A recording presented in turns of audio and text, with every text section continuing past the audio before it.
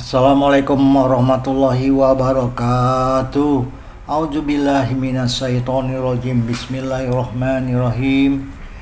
Innal hamdalillah nahmaduhu wa nasta'inuhu wa nastaghfiruhu wa na'udzubillahi min syururi anfusina wa min sayyiati a'malina may yahdihillahu fala mudhillalah wa may yudhlil fala hadiyalah. Asyhadu an la ilaha illallah wa asyhadu anna Muhammadan abduhu wa rasuluh.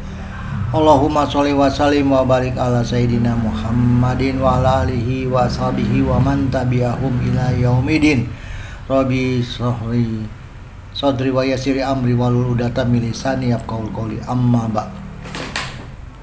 Salam sehat dan istiqomah para jamaah dimanapun berada, dan tetap dalam lindungan Allah Subhanahu wa Ta'ala, dan selalu istiqomah di jalan kebaikan. Amin amin ya rabbal alamin. Jamaah yang dimuliakan Allah Subhanahu wa Ta'ala, Iwan mengambil tema 4 sikap manusia menghadapi ujian. 4 sikap manusia dalam menghadapi ujian musibah menurut pandangan Islam, terutama Syekh Muhammad bin Shalih Al-Utsaimin, terdiri dari tingkatan yang menunjukkan kematangan iman: marah, sabar, ridho, dan bersyukur. Sikap ini menentukan apakah musibah menjadi penghapus dosa atau justru hukuman. Adapun 4 sikap manusia saat menghadapi ujian sebagai berikut. Pertama, marah atau murka. Tingkatan pertama di mana seseorang tidak menerima takdir, mengeluh, marah dalam hati atau mencela dengan lisan, bahkan menyalahkan Allah.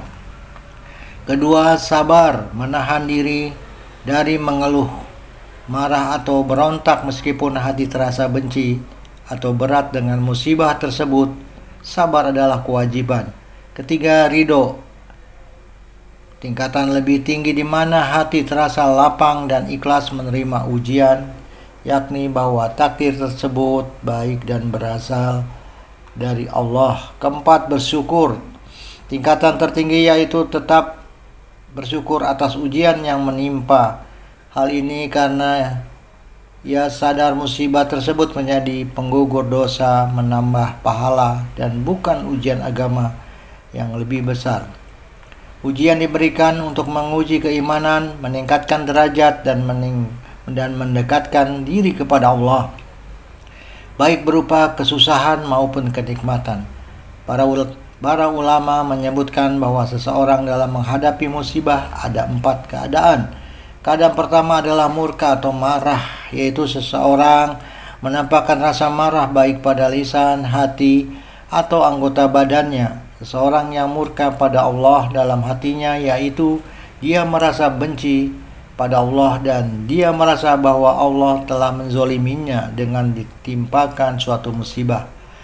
Kita berlindung pada Allah dari perbuatan semacam ini. Adapun seseorang merasa murka, lisannya seperti dia mencaci maki waktu masa sehingga menyakiti Allah.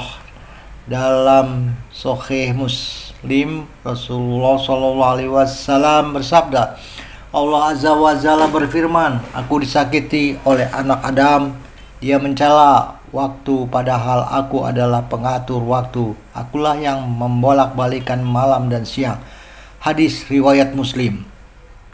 Sedangkan murka dengan anggota badannya adalah seperti seorang menampar-nampar pipinya, memukul-mukul kepala sampai merobek-robek bajunya atau semacam itu. Dalam hadis disebutkan mengenai orang yang melakukan kelakuan tidak sadar dengan merusak diri.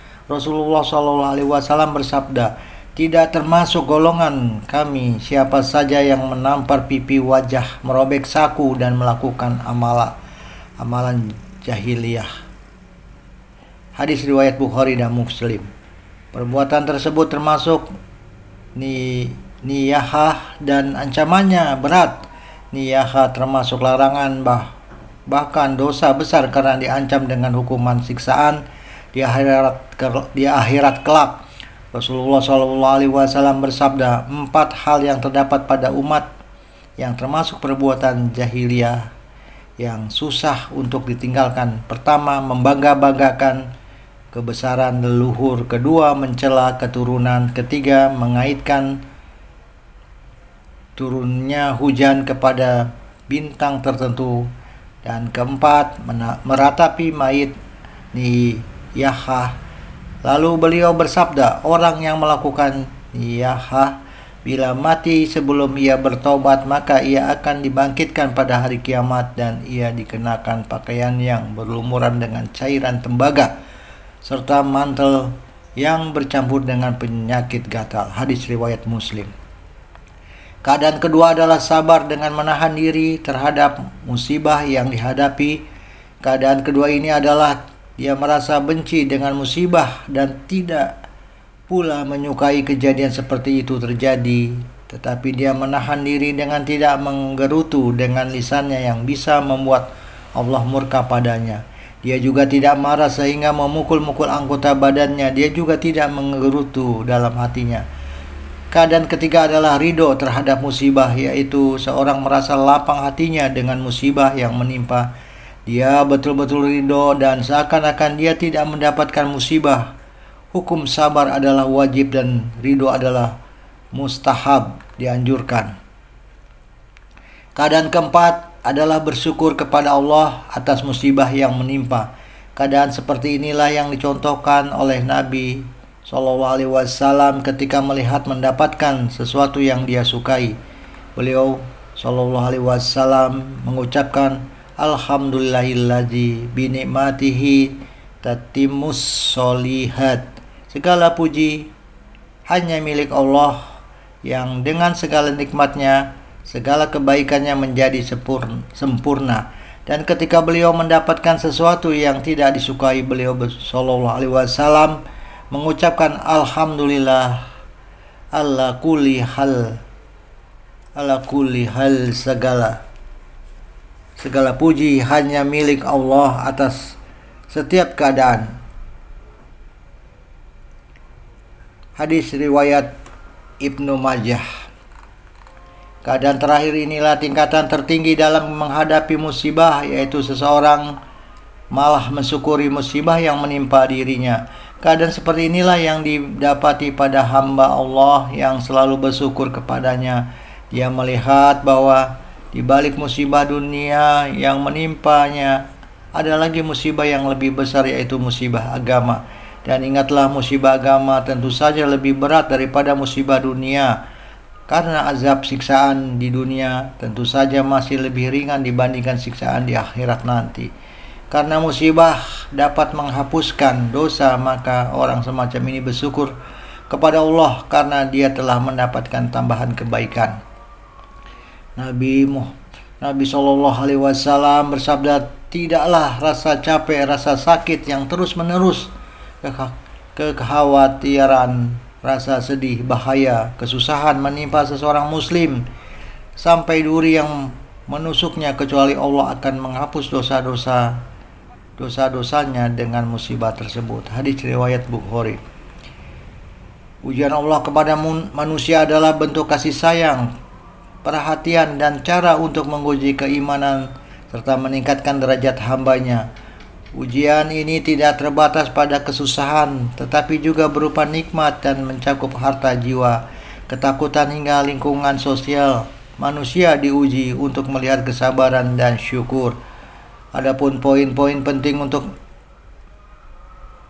mengenai ujian Allah adalah sebagai berikut. Tujuan ujian untuk menyaring orang yang benar-benar beriman, menggugurkan dosa, dan mengangkat derajat. Allah menguji manusia agar mereka kembali ke jalan yang benar. Bentuk ujian berupa kekurangan, kesulitan, rasa takut, kelaparan, kehilangan harta, jiwa, dan buah-buahan. Kelebihan, kesenangan, harta, kekayaan, kesehatan, dan posisi kekuasaan yang sering menjadi ujian paling berat. Diri sendiri dan lingkungan, rasa malas beribadah, ujian dari pasangan, anak, atau perilaku orang lain. Cara menyikapi ujian dengan sabar dan tawakal. Bersabar, tidak mengeluh, dan berserah diri sepenuhnya kepada Allah. Husnuzon, yakni bahwa Allah tidak membebani di luar kesanggupan dan yakin akan ada pertolongan Allah. Berdoa dan beribadah meningkatkan ibadah untuk mendekatkan diri kepadanya. Ujian adalah bagian tak terpisahkan dari kehidupan dan merupakan bukti kasih sayang Allah untuk membimbing manusia kepadanya. Wallahu a'lam bishawab. Rabbana hablana min azwajina wa zurriyyatina wa qurrata ayun waj'alna lil muttaqin imama.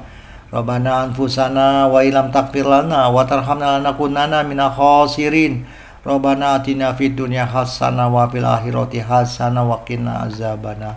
Subhana rabbika rabbil izzati amma yasifun wa salamun alal mursalin walhamdulillahi rabbil alamin. Billahi taufiq wal hidayah. Wassalamualaikum warahmatullahi taala wabarakatuh.